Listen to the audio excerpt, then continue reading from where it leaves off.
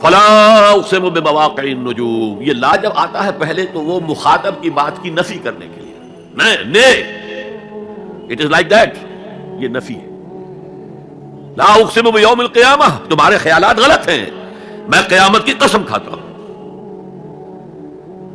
تو فرمایا فلا اقسم بمواقع النجوم، وقع یقع کے کیا معنی ہے؟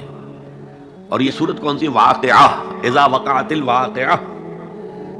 وقع گر جانا، پڑ جانا، یہ ستاروں کے ڈوبنے کی جگہ ہے. فلا اقسم بمواقع النجوم وانه لقسم لو تعلمون عظیم، اور اگر تم جانو تو یہ بہت بڑی قسم ہے جو ہم نے کھائی ہے. اس وقت کا انسان کیا سمجھتا کہ ستارے کہاں جاتے ہیں، کہاں غروب ہوتے ہیں، کہاں گرتے ہیں؟ آج ہمیں معلوم ہے. سورہ حامیم سجدہ میں جو کہا گیا ہے سنریہم آیاتنا فی الآفاق وفی انفسہم حتی یتبین لہم انہ الحق، ہم انہیں اپنی نشانیاں دکھائیں گے آفاق و انفس میں، یہاں تک کہ یہ بات واضح ہو جائے گی کہ قرآن حق ہے. آج ہمیں معلوم ہے خلا میں بلیک ہولز ہیں، اور یہ بلیک ہولز بڑے بڑے ستاروں کے پچکنے سے، پچک جانے سے پیدا ہوئے. اور جب وہ بڑے ستارے پچکتے ہیں، جو خلا پیدا ہوتا ہے، ویکیوم، اس میں بڑی طاقت ہوتی ہے، اس کے پاس سے کوئی سیارہ، کوئی ستارہ گزر جائے اسے کھینچ لیتا ہے قبر کے اندر. یہ بلیک ہولز کا تصور. اسی لیے اللہ نے اس وقت کے لوگوں کے لیے کیا کہا؟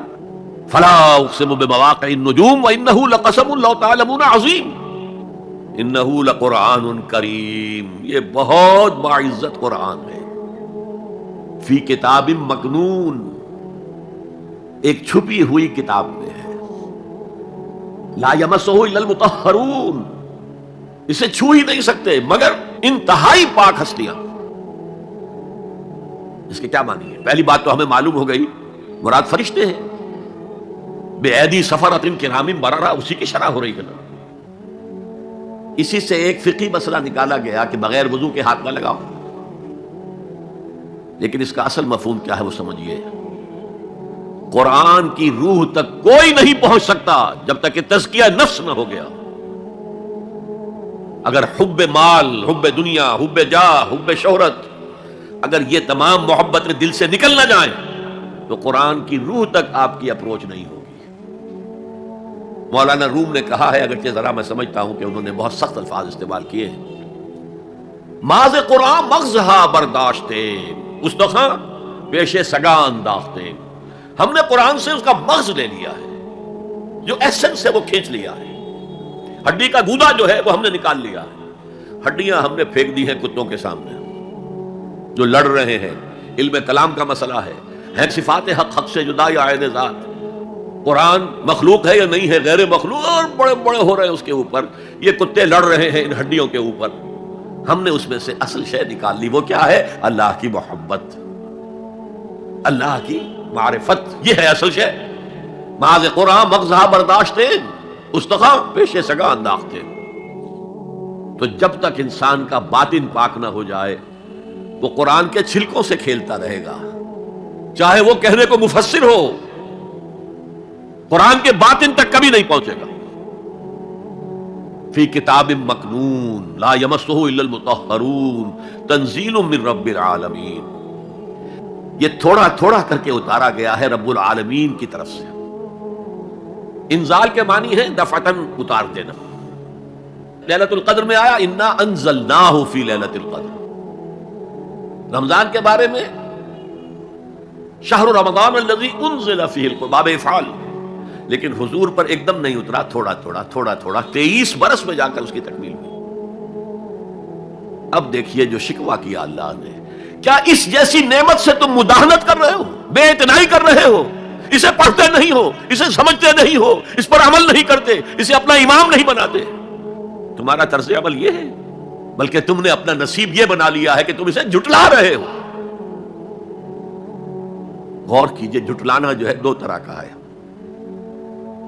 ایک ہے زبان سے کہنا یہ نہیں ہے، کوئی اللہ کا کلام نہیں ہے، یہ قرآن وغیرہ جھوٹ سب اساطیر الاولین ہے، یہ محمد نے گھڑ لیا ہے وغیرہ وغیرہ، جھٹلانا ہو گیا. ایک جھٹلانا ہے عمل سے جھٹلانا. مان تو لیا اللہ کا کلام ہے لیکن اس کی حرام کردہ شے کو اپنے لیے حلال کیا ہوا. حدیث نبوی ہے، ما آمن بالقرآن من استحل محارمہ، اس شخص کا قرآن پر کوئی ایمان نہیں ہے جو اس کی حرام کردہ چیز کو اپنے لیے حلال ٹھہرا لے۔ اس سے اعتبار سے غور کیجئے، اور اس کی مثال بھی دی ہوئی ہے سورہ جمعہ میں، مثل الذین حملوا التوراۃ ثم لم يحملوها كمثل الحمار يحمل اسفارا بئس مثل القوم الذین کذبوا بآیات اللہ واللہ لا يهدی القوم الظالمین۔ مثال ان لوگوں کی جو حامل تورات بنائے گئے تھے اور پھر انہوں نے اس کی ذمہ داری کو ادا نہیں کیا، اسے قائم نہیں کیا، اس کے احکام پر عمل نہیں کیا، جیسے فرمایا ہے سورہ اعراف میں، قل یا اہل الکتاب، کہہ دیجئے نبی صلی اللہ علیہ وسلم، اے کتاب والو، لستم علی شیء حتی تقیموا التوراۃ والانجیل وما انزل الیکم من ربکم، تمہاری کوئی حیثیت ہماری نگاہ میں نہیں ہے، تمہارا منہ نہیں ہے کہ ہم سے دعا کرو جب تک کہ تم تورات اور انجیل کو اور جو کچھ نازل کیا گیا تمہاری طرف اسے قائم نہیں کرتے۔ آج اللہ ہماری دعائیں نہیں سنتا، 30 لاکھ جا کر حج کرتے ہیں، دنیا کے حالات میں کوئی ذرہ برابر فرق آتا ہے؟ اول تو حرام کی کمائی سے حج ہو رہا ہے، تو حج ہے ہی نہیں سرے سے، جو کچھ کرتے گئے تھے سودی کاروبار وہی آ کر دوبارہ شروع کر دیا، سرکاری ملازم تو جو رشوت پہلے لے رہے تھے اس کے بعد آ کر شروع کر دیا۔ یہ کیا ہے؟ یہ تکذیب بالعمل ہے، جھٹلانا ہے۔ تم نے اپنا نصیب یہ بنا لیا ہے کہ تم قرآن کو جھٹلا رہے ہو، جیسے کہ انہوں نے جھٹلایا تھا۔ مثل الذین حملوا التوراۃ ثم لم يحملوها كمثل الحمار يحمل اسفارا، ان کی مثال ان گدھوں کی سی ہے جن پر کتابوں کا بوجھ لاد دیا گیا۔ مکالمات فلاں تم گٹھڑی باندھ کر گدھے کے اوپر رکھ دیجئے تو کیا وہ واقعی منطقی اور فلسفی بن جائے گا؟ یہ مثال اللہ دے رہا ہے۔ اور یہ مثال کیوں دی گئی ہے؟ اس آئینے میں ہمیں ہماری تصویر دکھائی گئی ہے۔ تم اگر قرآن کا حق ادا نہیں کر رہے تو تمہاری مثال وہی ہے جو یہود کی تھی۔ بئس مثل القوم الذین کذبوا بآیات اللہ، بری مثال ہے اس قوم کی جس نے اللہ کی آیات کو جھٹلایا۔ تو زبان سے تو یہودیوں نے کبھی نہیں جھٹلایا تورات کو، عمل سے جھٹلایا ہے۔ یہ وہ 5 مقامات ہیں جن میں اللہ تعالیٰ نے خود اپنے کلام کی ثنا بیان کی ہے، تعریف کی ہے، اس کی عظمت کو بیان کیا۔ اب میں آپ کے سامنے ایک حدیث رکھنا چاہتا ہوں، حضور نے کیا فرمایا۔ ایک حدیث سنا چکا ہوں آپ کو، عن عثمان بن عفان رضی اللہ تعالی عنہ قال قال رسول اللہ صلی اللہ علیہ وسلم خیرکم من تعلم القرآن وعلمہ، تم میں سے بہترین لوگ وہ ہیں جو قرآن سیکھیں اور سکھائیں۔ یہ حدیث بڑی عجیب ہے، یہ ترمذی میں بھی ہے اور دارمی میں ہے، اور اس کے راوی حضرت علی ہیں رضی اللہ تعالی عنہ۔ عن علی رضی اللہ عنہ قال، حضرت علی فرماتے ہیں، انی سمعت رسول اللہ صلی اللہ علیہ وسلم یقول، میں نے سنا اللہ کے رسول صلی اللہ علیہ وسلم کو یہ کہتے ہوئے، انہا ستکون فتنۃ، ان قریب ایک بہت بڑا فتنہ رونما ہوگا۔ حضرت علی فرماتے ہیں، قلت، میں نے عرض کیا، مل مخرج منہا یا رسول اللہ، اللہ کے رسول یہ فرمائیے اس فتنے سے بچنے کا، نکلنے کا راستہ کون سا ہوگا؟ جیسے آپ بڑے بڑے حالوں میں دیکھتے ہیں ایگزٹ، عرب ممالک میں لکھا ہوتا ہے مخرج، اگر کہیں آگ لگ جائے، کہیں دھواں مر جائے تو نکلو، لال جو روشنیاں ہیں ان کے اندر جو نیچے دروازے ہیں ان کی طرف جاؤ، یہ مخرج ہے جان بچانے کی۔ یہاں ایک لحظہ توقف کر کے ہمارا اور صحابہ کا جو فرق ہے اس کو نوٹ کر لیجئے۔ اگر ہم ہوتے تو کیا پوچھتے، حضور یہ فتنہ کب آئے گا، کدھر سے آئے گا، کیوں آئے گا، کیا ہوگا، یہ سارے سوالات کرتے نا، جن کا عمل سے کوئی تعلق نہیں، معلومات ہے۔ حضرت علی نے کچھ نہیں پوچھا، بس آپ نے فرما دیا کہ بہت بڑا فتنہ ہوگا، تو بس ہمیں یہ بتائیے کہ اس سے نکلنے کا راستہ کیا ہے۔ اب سنیے حضور کی زبان سے قرآن مجید کی مدح۔ قال، کتاب اللہ، فتنوں سے بچانے والی اللہ کی کتاب ہے، فیہ نبأ ما قبلکم، اس میں تم سے پہلے جو تھے ان کی بھی خبریں ہیں، قوم نوح اور قوم عاد اور قوم ثمود اور قوم مدین اور آل فرعون اور صدوم اور عمورہ کی بستیوں کے حالات ہیں کہ نہیں؟ وخبر ما بعدکم، اس میں تمہارے بعد جو آنے والے حالات ہیں وہ بھی درج ہیں، ذرا کھدائی کر کے نکالنا پڑتا ہے ورنہ حالات موجود ہیں۔ ایک اوپر کی چیز ہے، سامنے کی چیز ہے، ایک ذرا اندر سے کھدائی کر کے. لیکن یہ کہ حضور فرما رہے ہیں خبر و ما بعدکم وحکم ما بینکم، اور جو بھی اختلافات تمہارے درمیان ہوں گے ان کا فیصلہ بھی اس کتاب میں موجود ہے.